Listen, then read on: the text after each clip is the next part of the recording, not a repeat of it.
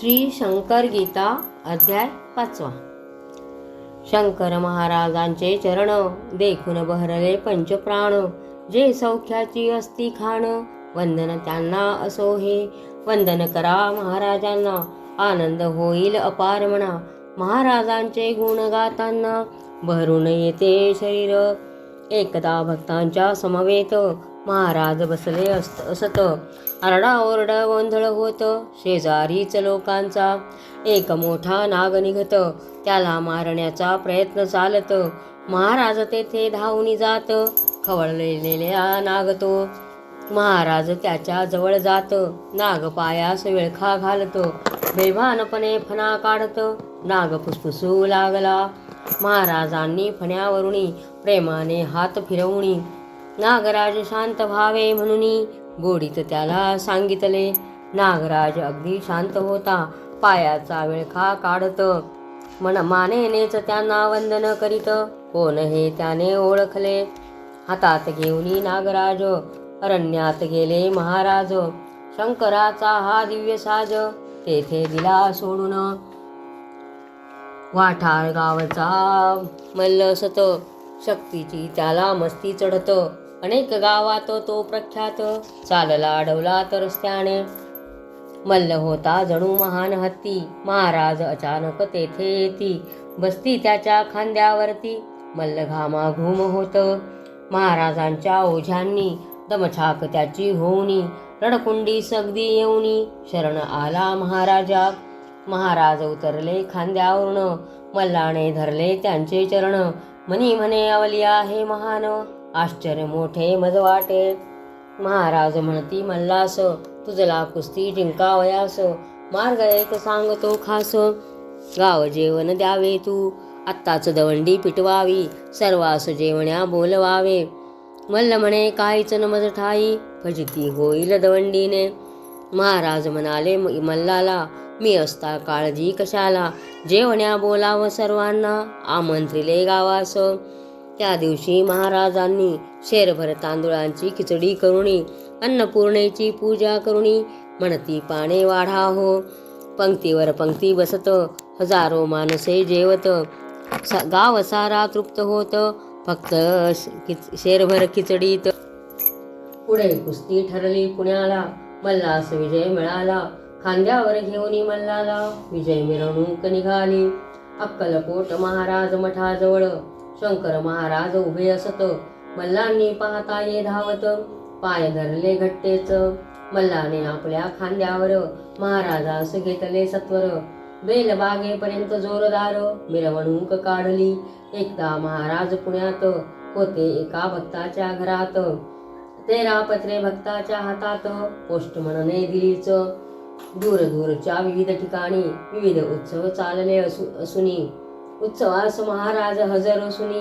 उल्लेख ऐसा पत्रात, पत्रे वाचून दाखविली. महाराजांस अनेकांनी वाचली. मंडळी अगदी थक्क झाली, हसू आले महाराज. 13 ठिकाणी महाराज असत, महाराज पुण्यातही दिसत. एकाच वेळी सर्वत्र असत, प्रचिती दिली सर्वांस. एकदा नगरहून पाथर्डीस महाराज पायी चालत जात. मध्येच तेव्हा ते रस्त्यास वृद्धेश्वरला थांबत. जमिनीवर पाय टेकवीत मोठ्याने ते अलख म्हणत. जमिनीतून दिव्य प्रकटत महादेवाची पिंडती. पिंडवरती मग काढून व्यवस्थित तिची पूजा करून महाराजांनी पिंड काढली म्हणून शंकरेश्वर म्हणती त्या. भव्य मंदिर त्या ठिकाणी आज उभे राहिले असुनी, शंकर महाराजांची करणी साक्ष आजही देतसे. महाअरण्यात गर्भाद्रीवरत हे वाल्मिक ऋषीचे स्थान असत. मच्छिंद्र गोरक्ष जालंधरनाथ समाध्या त्यांच्या येथेची. भगवान शंकर येथे येत, कायम तेथेच राहत. म्हातार देव त्यांना म्हणत, हेच आपेक्षर असे. आपेश्वराच्या पश्चिमेस कानिफनाथ राहत. कानिफनाथ नाव ठेवित, मढी ऐसे त्या गावा. याच पुण्यक्षेत्र मढीत बऱ्याच वर्षांची धून शांत. अलख म्हणून केली प्रज्वलित, 4थ्या अध्यायी कथाही. खानसाहेब पुण्यात, त्यांचे मन नेहमी अशांत.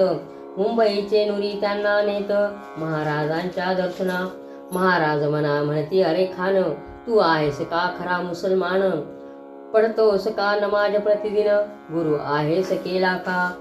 एवढे बोलून महाराजांनी नमाजातील बारकावे खुबींनी समजाविले उत्तम रीतींनी. यवनांनाही ते नज माहीत, महाराजांच्या दर्शनाने खानसाहेब बनले समाधानी. जीवन त्यांचे गेले फुलुनी, गुरु केला महाराजा. महाराज म्हणती कोणत्याही कृतीला तो जो माजत नाही, ज्याचा अहंकार अल्लाशी एक रूप असतो झालेला, तोच नमाजी असे खरा. नमाजी म्हणजे न माजणारा, अल्लाशी एक रूप होणारा. खरा इस्लामी तोच हो. इस्लाम शब्दाचा अर्थ शांती. महम्मद पैगंबर प्रार्थना करती, शांतीचा मार्ग दाखवा म्हणती. नित्य प्रार्थिती परमेशा, पैगंबराचा उपदेश पहा. कोणालाही मारू नका, चोरी कोणाची करू नका. सत्य धर्म पाळावा, साफ आणि पाक हृदयात असते खरी मस्जिद. असीम श्रद्धा असावी ती नीत, परमेश्वराबद्दल प्रेम आहे खरा खुदा. धैर्य सहिष्णुता श्रद्धा, सद्गुणांचा करा साठा. इस्लाम धर्म सांगतो महाराजांना मुसलमान.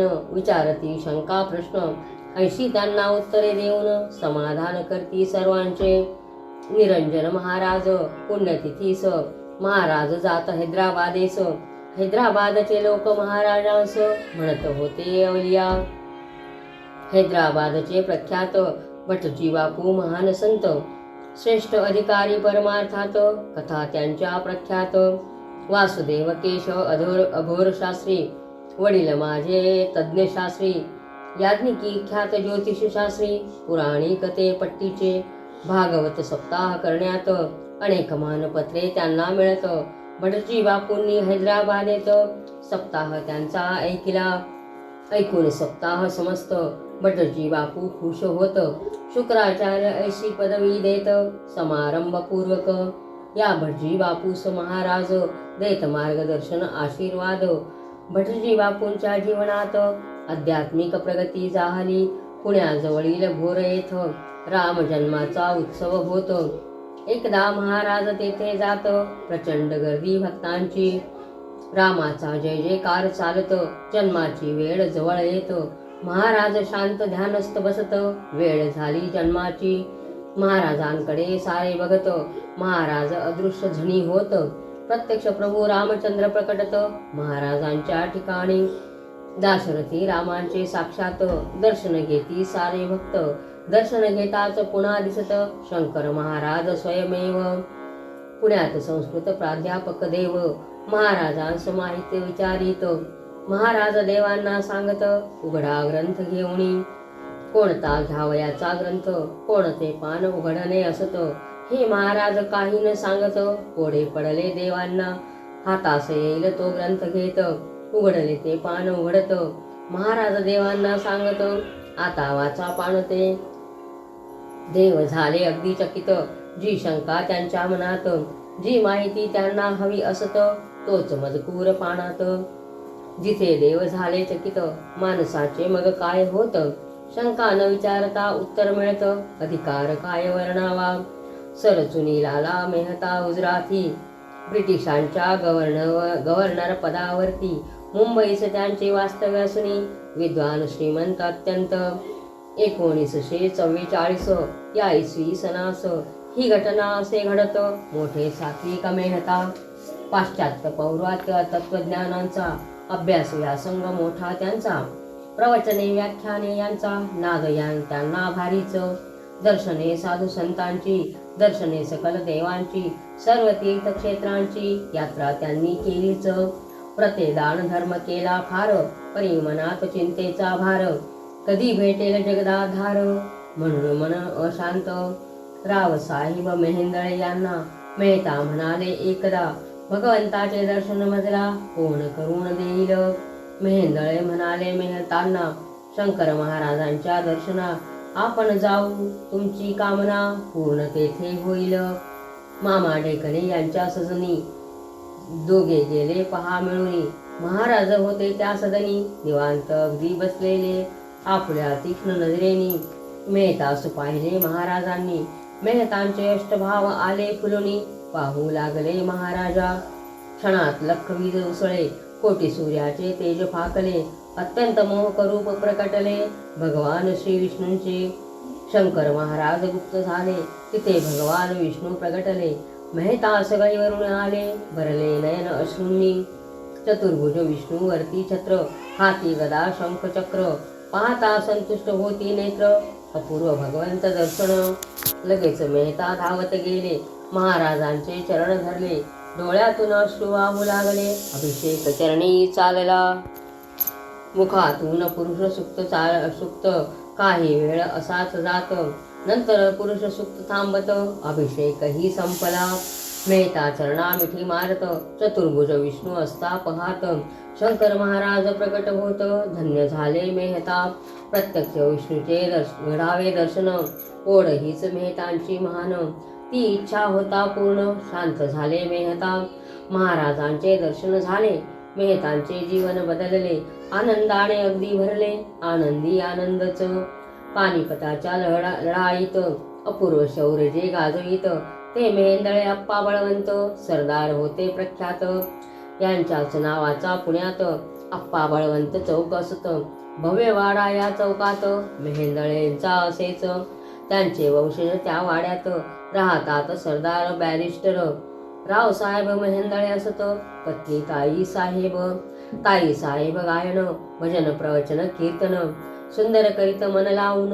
कार्यक्रम त्यांच्याच वाड्यात, त्यांच्या कीर्तन प्रवचनाला हॉल नेहमी भरलेला. नित्य गर्दी वाड्याला, उत्सव होती सर्वही. महाराजही त्या वाड्यात नेहमीच जात असत. कसा महाराजांचा संबंध येत, ही कथा नवलाची. रावसाहेब मुंबईच असत.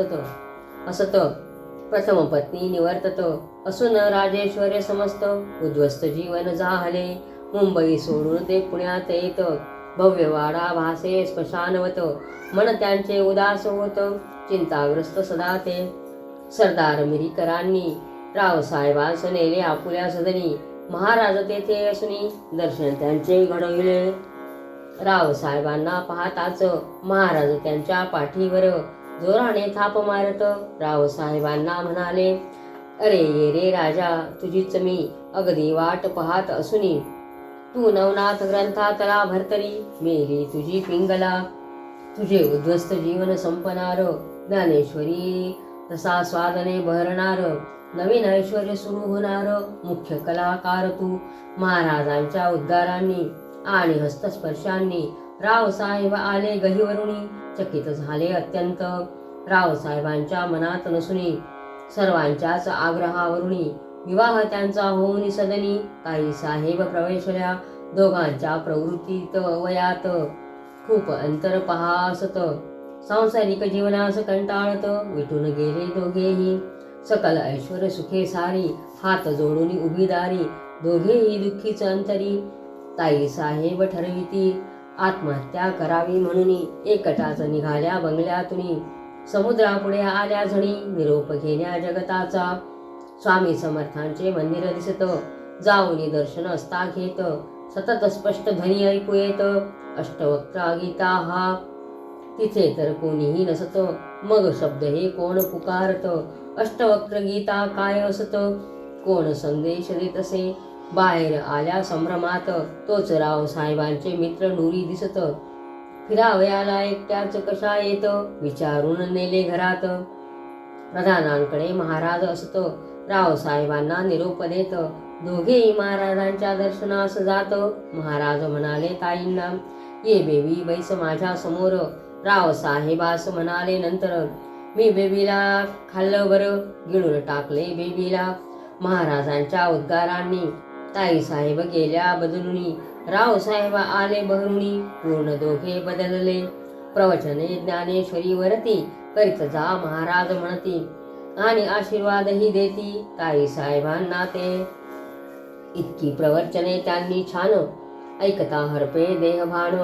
वाटे ताईच्याच मुखातून प्रत्यक्ष महाराज बोलत. महाराज नेहमी सांगत, मला बोलता नाही येत, तल्लख बुद्धीचा लागत, वक्ता बुद्धिमान हो. महाराजांची योजना निवडले ताई साहेबांना. करण्या कीर्तन प्रवचना रंग भारी चढत असे. आत्महत्या करणाऱ्या म्हणून ज्या ताई त्यांना खाऊनी महाराजांनी टाकले गिळुनी, महाराज होते बोलले. त्याचा अर्थ कळला तेव्हा, संपूर्ण बदलले दोघे जेव्हा. महाराज करतील काय तेव्हा, विधात्यासही न कळेना. महाराजांच्या कृपेनी मेहेंदळे पती पत्नी, संसारात अगदी आनंदोनी. उद्ध्वस्त जीवन उमलले, कथा कीर्तन प्रवचन, नैमित्तिक ते गायन. उत्सव होती मधून, गर्दी प्रचंड श्रोत्यांची. ज्ञानेश्वरीचे रसाळ सुंदर, नवीन ऐश्वर्य सुरू होणार. रावसाहेबास आली प्रचिती तर, महाराजांच्या शब्दांची. शंकर महाराजास करून नमन, पाहिले त्यांना डोळे भरून. 5वा अध्याय संपूर्ण या ठिकाणी झाला. संतवर्य योगीराज सद्गुरु राजाधिराज श्री शंकर महाराज की जय.